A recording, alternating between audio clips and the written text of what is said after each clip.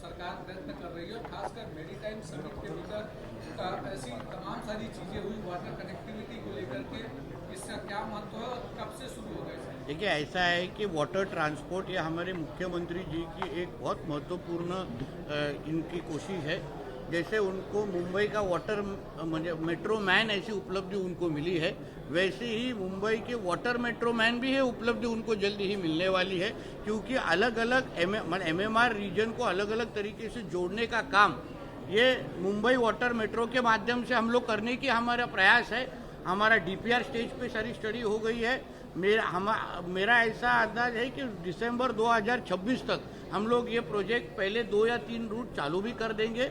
जिस तरीके से मुंबई कोरो का इधर एक जगह से दूसरी जगह तक जाने का जो ट्रैवल टाइम है वो काफ़ी कम हो जाएगा और मुंबई को विकास में बड़े पैमाने उस पर हाथ लेंगे। Sir, as a ports and fisheries minister, you have undertaken a lot of game changer development projects. Now, how significant is this Maharashtra Maritime Summit? See, this Maharashtra Maritime Summit is a platform where we bring all the important players together, where they exchange ideas, talk about what the best that they have done in the industry, what the best that they are doing in their respective countries.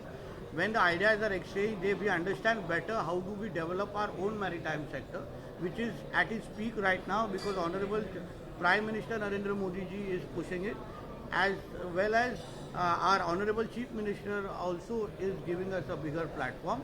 So keeping that in mind, we want all the important players to come together, guide us, inspire us, and we also want to tell them that Maharashtra is the destination for them right now.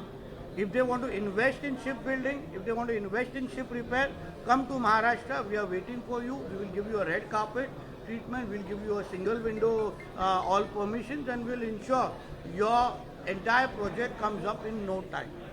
Thank you.